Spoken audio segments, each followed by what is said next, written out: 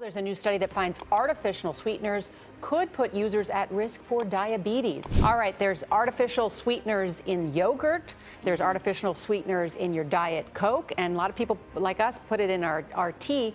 What does this study find? 0 calories, 0 guilt. But what if that sweet promise was hiding something darker?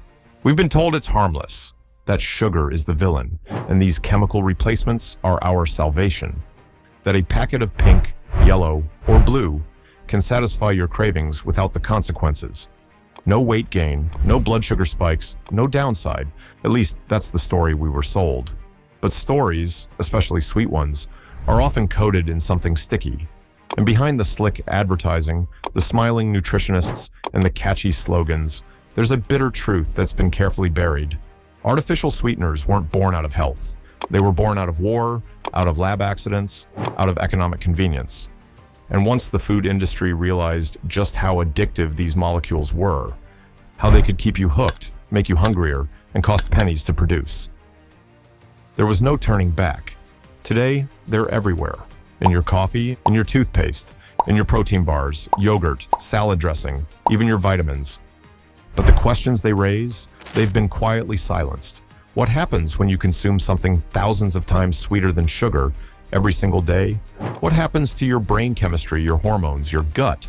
And why do so many of the safety studies read like advertisements funded by the very companies profiting off your confusion? This isn't just about a sugar packet. It's about how trust was engineered, how warnings were dismissed, how a billion-dollar deception has been hiding in plain sight for decades. Welcome to the story of artificial sweeteners, where sweetness is weaponized, truth is manipulated, and the lie we swallowed may be the one still dissolving in your morning coffee. It started with fear. In the 1970s, sugar, once a household staple, became the new villain. Researchers began sounding alarms. Waistlines were expanding, heart disease was rising, and fingers pointed squarely at one culprit, the sweet white powder we'd grown addicted to.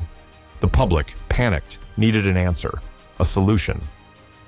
But instead of addressing the root of the problem, ultra-processed food, sedentary living, marketing manipulation, big food found a shortcut. They didn't cut sweetness, they cut sugar. In 1977, the U.S. Senate's Dietary Goals for the United States warned Americans to reduce sugar intake. The media latched on. Magazine covers screamed, "Sugar, the deadly white drug." Documentaries exposed its hidden grip on the American plate. And into that vacuum, a new savior arrived. Sugar-free, diet, 0. These words spread like wildfire across labels, commercials, soda cans. Companies raced to reformulate their products, not to make them healthier, but to make them appear healthier. And consumers, they fell for it. By the 1980s, Diet Coke hit shelves and quickly became a cultural icon. Sweetness without the calories, pleasure without guilt. But while Americans toasted to their calorie-free salvation, something else was happening. Aspartame, approved by the FDA in 1981, had already stirred controversy. Early animal studies linked it to brain tumors. A 1996 paper in Journal of Neuropathology and Experimental Neurology questioned its role in increasing brain cancer rates. Yet, the product remained. The market exploded. According to a 2022 NIH report, over 40% of U.S. adults now consume artificial sweeteners daily, many without even knowing it. Because the fear of sugar wasn't solved, it was redirected, repackaged, and sold back to us in chemical form. A crisis was profitable, and the sweet deception, it had only just begun. Sweetness is more than taste. It's chemistry, it's biology, it's a language your body speaks, whether it realizes it or not. When you eat real sugar, sucralose, your tongue sends a signal. Sweetness has arrived. The brain lights up. Dopamine flows. Insulin gets ready to manage the glucose heading into your bloodstream. It's a process that's evolved over millions of years, fine-tuned for survival. But artificial sweeteners, they cheat the system. Aspartame, sucralose, saccharin. Molecules designed not to nourish you, but to mimic pleasure. These compounds bind to the same sweet receptors on your tongue, specifically the T1R2 and T1R3 receptors, triggering a signal to your brain. Sweetness is here. But unlike sugar, they deliver nothing. No glucose, no energy, no satisfaction. Your body, confused, reacts anyway. A study published in Cell Metabolism, 2020, showed that sucralose, when consumed with carbohydrates, can impair insulin response in healthy adults.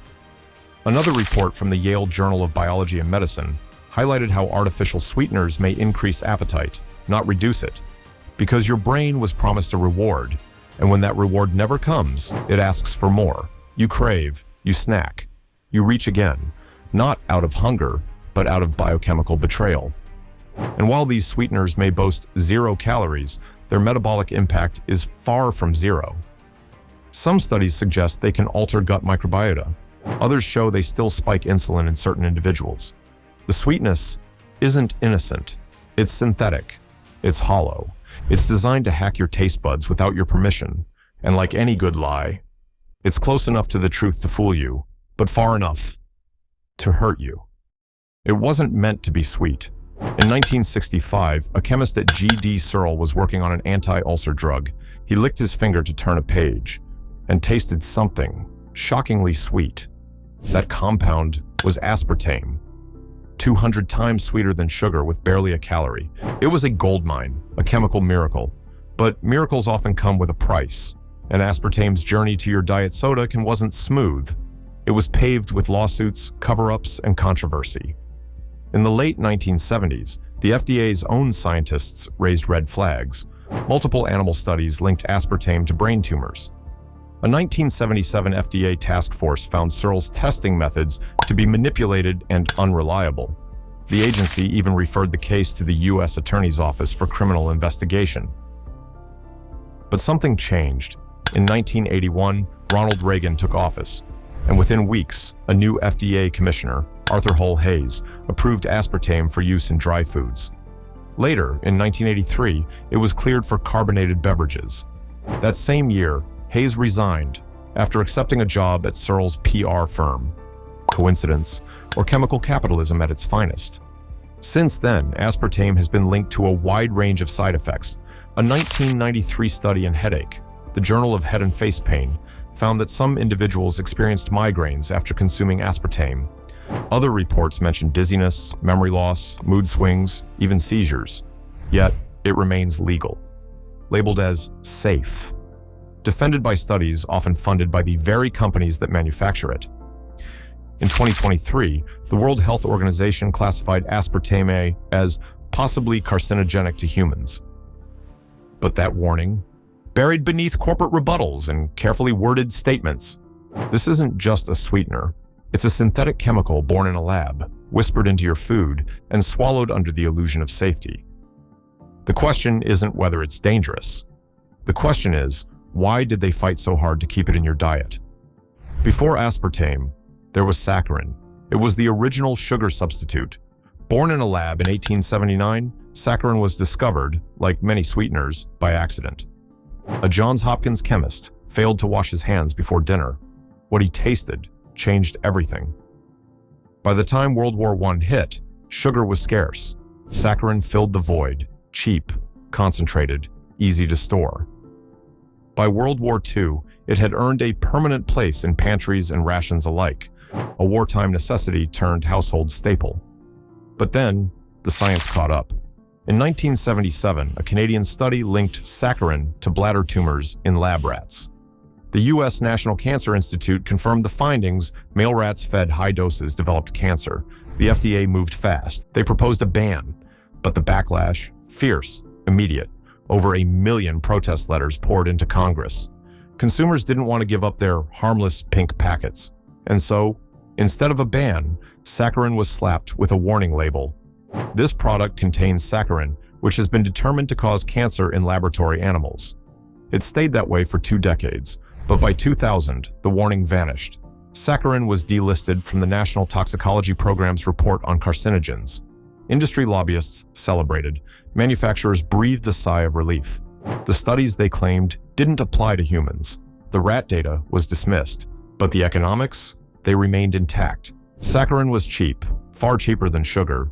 It could sweeten a product for a fraction of the cost.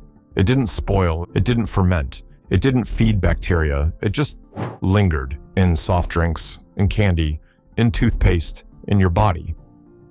This was the sweetener that almost disappeared, but profits, politics, and public pressure brought it back from the brink. And like all good villains, Saccharin learned how to survive. They said it was safe, safer than saccharin, more stable than aspartame, and best of all, made from sugar, so it tastes like sugar. That was the promise of Sucralose, better known by its bright yellow brand name, Splenda. Introduced in 1999, Splenda exploded onto the shelves. It baked well, it blended well, it didn't carry the bitter aftertaste of older sweeteners, and it came with a glowing halo of health. But behind the yellow packaging was a process few ever questioned. Sucralose is made by chlorinating sugar. Yes, chlorinating. 3 hydroxyl groups are replaced with chlorine atoms, the same element used in disinfectants, in bleach, in pesticides. This chemical swap transforms sugar into a compound your body doesn't recognize or properly process. And while Splenda claimed to be inert, passing through the digestive system untouched, research told another story. A 2008 study published in the Journal of Toxicology and Environmental Health found that sucralose alters gut microbiota, reducing beneficial bacteria by up to 50%. Another study from Cell Metabolism in 2020 showed that sucralose, especially when combined with carbs, could impair insulin sensitivity in healthy individuals. Your gut isn't just a digestive tract, it's an ecosystem, and sucralose, it disrupts that ecosystem with surgical precision. But the marketing machine didn't stop. Splenda boasted 0 calories. Doctor recommended, backed by science. And the public, exhausted by sugar warnings and aspartame controversies, embraced it. But what wasn't said, what was buried beneath the corporate press releases and carefully funded studies, was that sucralose was never sugar. It was a chemical cousin, a synthetic imposter, a lab-born illusion, masked in sweetness. They told you it was safe, but they never told you the whole story. There's a war happening behind the scenes, a war for your taste buds, a race for the sweetest molecule on Earth. Not too long ago, sugar was enough. Then came saccharin, then aspartame, then sucralose, each one sweeter than the last by orders of magnitude. But the industry wanted more potency, more shelf life, more profit per gram. And so began the sweetness arms race. In this race, sweetness isn't measured in flavor. It's measured in power. Aspartame is 200 times sweeter than sugar. Sucralose, around 600. But then came neotame, 7,000 to 13,000 times sweeter. And advantame, over 20,000. It's no longer about replicating sugar, it's about engineering a hit. A taste so intense it overwhelms your palate and overrides your instincts. You'll find these hypersweeteners hidden behind long names. Acesulfame potassium, marketed as ACE-K neotame, advantame. They're slipped into sodas, flavored waters, chewing gum, protein powders, often in tiny, undisclosed amounts. Rarely do they stand alone. They're stacked, blended, masked under natural flavors or proprietary blends. And while they're new doesn't mean better, and it certainly doesn't mean safer.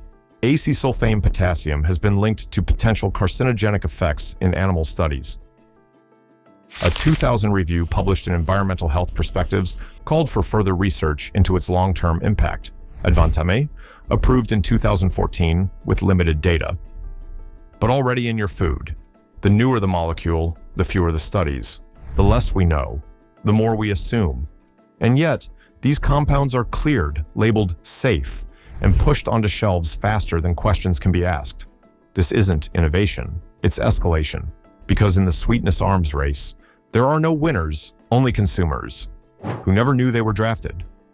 We crave sweetness, not just with our tongues, but with our brains. Artificial sweeteners were marketed as the guilt-free pleasure, the cheat code to indulgence, all the taste, none of the consequences. But the brain doesn't play along. When you consume something sweet, even without calories, your brain reacts. Dopamine is released, the same neurotransmitter triggered by gambling, alcohol, and cocaine. A flash of pleasure, a promise of reward. But with artificial sweeteners, the promise is broken. There's no glucose, no energy, just empty stimulation. And the brain doesn't like to be tricked. Studies published in Trends in endocrinology and metabolism reveal that artificial sweeteners may increase appetite by disrupting the normal metabolic response to food. Another report in the Yale Journal of Biology and Medicine describes how repeated exposure to high-intensity sweeteners dulls the brain's sensitivity to sweetness, leading to more intense cravings. You start to need more, not just more sweetness, more food, more snacks, more fuel to fill the biochemical void. This illusion of satisfaction, it's the hook. You think you're in control, but your body is still waiting for the sugar it was promised. And while you chase that zero-calorie fix, something else happens. A 2015 study published in the Journal of the American Geriatric Society found that older adults who drank diet soda daily gained nearly triple the abdominal fat over 9 years compared to non-drinkers. Triple. How does a drink with 0 calories lead to weight gain? Because sweetness isn't neutral, it's chemical, it's hormonal, it's neurological. You didn't escape the trap, you just fell into a different one. And in this world of fake sweetness, 0 doesn't mean freedom. It means addiction, engineered in a lab and poured into your cup. It's easy to avoid what you can see. But what about the things hiding in plain sight? Artificial sweeteners don't always wear their names. They wear disguises, aliases, chemical code words. You won't always see aspartame on the label. Sometimes it's E951, or just tucked inside a proprietary blend. Sucralose might be listed as E955. AC sulfame potassium, you might know it as ACE-K or E950.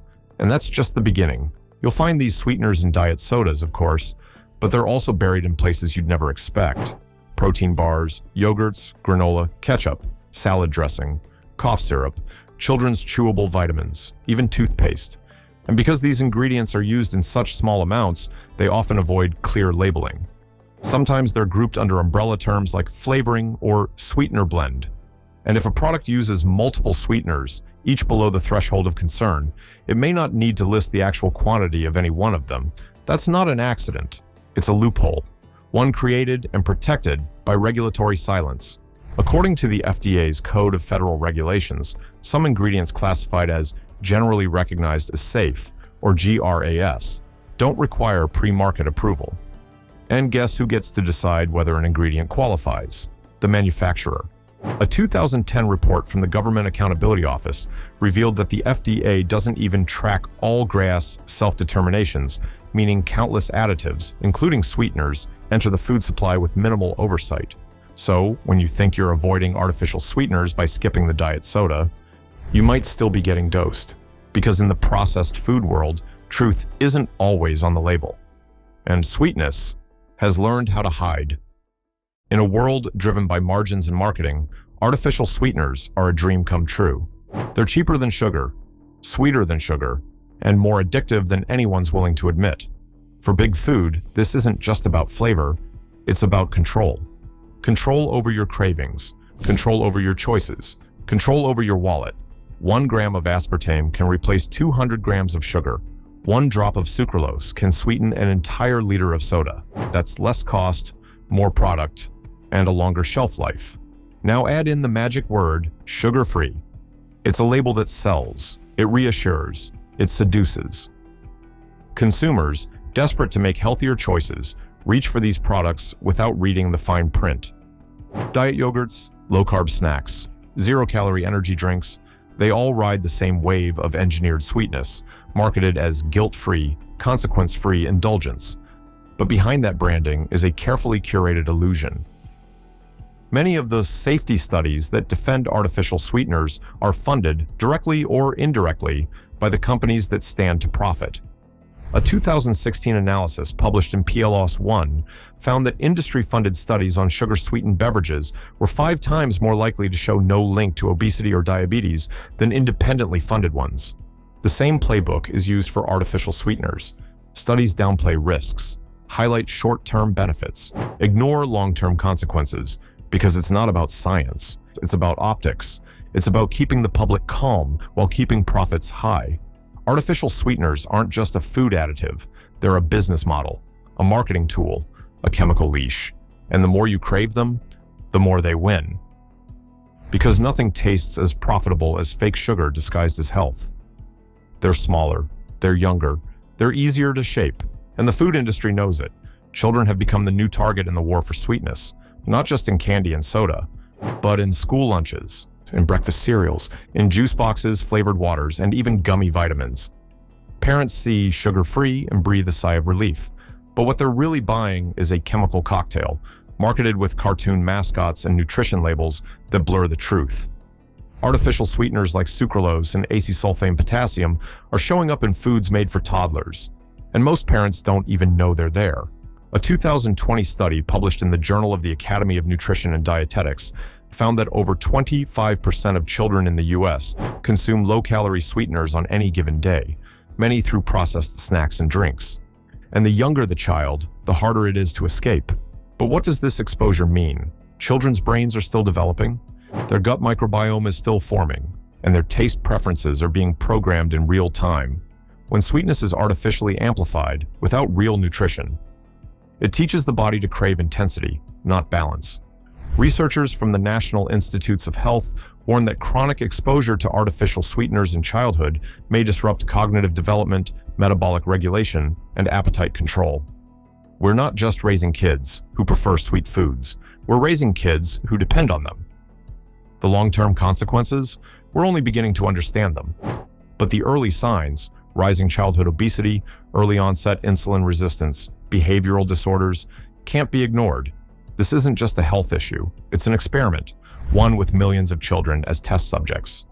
Because when the next generation craves artificial sweetness before they can spell it, the industry doesn't just win the battle, it wins the future.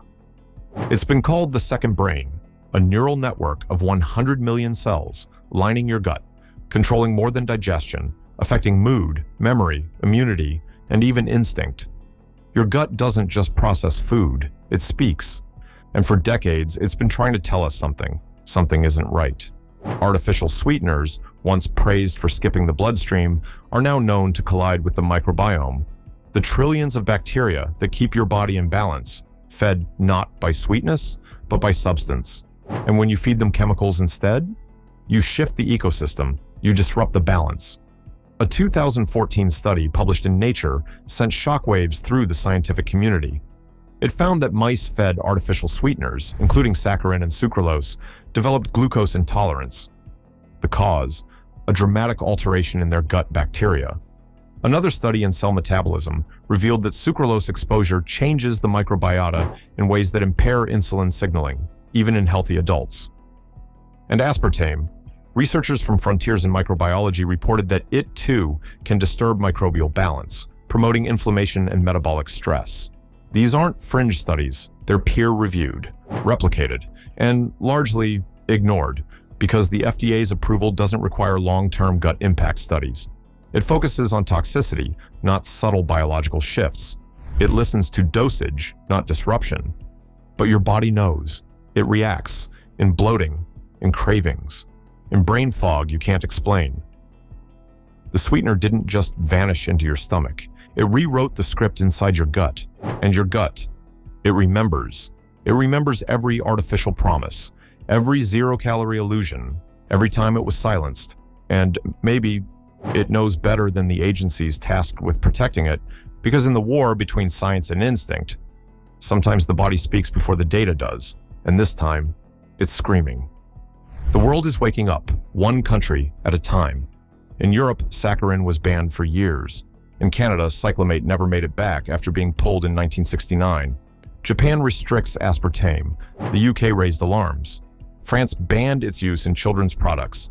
And in 2023, the World Health Organization made it official. Aspartame is now classified as possibly carcinogenic to humans. But here in the United States, nothing changed. No warning labels, no regulatory overhaul, just silence and business as usual. This isn't because the science is different, it's because the system is. In the US, food additives are often approved through something called GRAS, generally recognized as safe. A loophole that allows companies to self-certify their ingredients without notifying the FDA. So, while other nations apply the precautionary principle, banning substances until proven safe, America does the opposite. Here, it stays legal until proven deadly. Even when independent studies raise concerns, they're often dismissed in favor of industry-backed research funded by the same corporations that profit from artificial sweeteners. It's a dangerous double standard. What's toxic in Europe is tolerated here. What's banned across borders is bottled, packaged, and served in schools. In 2010, the Center for Science and the Public Interest petitioned the FDA to ban aspartame. They were ignored. In 2022, the same group released updated warnings about sucralose and ACE-K. Still, nothing changed. Because in the US, public health often takes a back seat to corporate influence. And sweeteners, they're not just ingredients, they're protected assets. So while other countries move forward, we stay sweetly, quietly behind. Because the real export of artificial sweeteners isn't the product, it's the denial, packaged in policy and swallowed without question. The trap is everywhere, labeled as diet, zero, light, or sugar-free, hidden in fine print, dosed in milligrams, backed by marketing, and sweetened by denial. But there is a way out. It starts by reading, not just the calories or the carbs, but the ingredients. Look for the names: aspartame, sucralose, saccharin, acesulfame potassium, neotame, advantame. If it sounds like a lab, not a farm, put it back. Even health foods aren't immune. Your protein shake, your electrolyte powder, your wellness gummy. They often carry these sweeteners, disguised under natural flavors or proprietary blends. And once you cut them out, what's next? Some turn to natural sweeteners: honey, maple syrup, dates, coconut sugar. Others prefer low glycemic options: stevia, monk fruit, allulose, erythritol. But even here, proceed with caution. Some natural sweeteners are ultra-refined. Some are blended with artificial fillers. Some still trigger insulin responses or cause bloating when overused. Even erythritol, once praised for its clean profile, has been linked to blood clotting risks in a 2023 study from Nature Medicine. The truth is, your taste buds have been hijacked. And like any withdrawal, the detox takes time. When you remove the flood of hypersweetness, real food starts to speak again. A berry tastes bold. A carrot, sweet. Your cravings calm. Your hunger resets. It doesn't happen overnight, but within weeks, your palate adjusts. Your gut begins to heal. Your brain stops chasing ghosts. And you realize you never needed that chemical sweetness. You just needed to remember what food really tastes like. The way out isn't another substitute. It's a return to simplicity, to honesty, to food as food. You traded sugar for safety, but what did you really get? A chemical cocktail wrapped in bright labels and sweetened promises. A marketplace where zero doesn't mean nothing. It means no accountability, no transparency, no truth. Artificial sweeteners didn't save us. They reprogrammed us. From the way we eat to the way we think. They taught us to chase sweetness, not satisfaction. To crave intensity, not nourishment. To trust companies over instincts. Science sponsored by shareholders. This isn't just about soda or chewing gum. It's about the systems that shaped your plate and the illusions you were told to swallow. You were never meant to read a food label like a chemistry textbook, but now you have to. Because the FDA didn't warn you, the manufacturers didn't tell you, and the ones who tried, they were drowned out by billion-dollar ad campaigns and industry-funded studies. But now you know, and once you know, you can't unknow. So read the labels, every one of them. Look past the marketing, spot the code words, decode the sweet deception. Start with your coffee, your kids' snacks, your midnight treat, and ask yourself, is this feeding me or fooling me? Because the bitter aftertaste of truth is this: they engineered your cravings, they monetized your biology, and they convinced you it was your choice. But it never was. If this video opened your eyes, share it. Comment below and tell us. What shocked you the most? Have you unknowingly been consuming artificial sweeteners all along? And if you're ready for more truth, more exposure, more rebellion, subscribe, turn on notifications, and join us here at Evil Food Secrets, because the only thing stronger than their deception is your decision to see it. If this video stirred something in you, don't keep it to yourself. The truth only spreads when we share it. Drop a comment below. Tell us, have you been lied to Have you trusted the labels, the brands, the promises? We want to hear your story, because your voice adds power to the movement. Hit that like button, not for us, but for every person who still thinks artificial means safe. Share this video with someone you care about, someone who deserves to know what they're really eating. And if you're ready to go deeper, to uncover more lies, to reclaim your plate, then hit that subscribe button now. We are Evil Food Secrets, and we're just getting started because they might control the food supply, but they don't control you. Not anymore. Turn on notifications, join the rebellion, expose the truth, one ingredient at a time, one video at a time, one choice at a time. We'll see you in the next one. Stay awake, stay hungry, and question everything.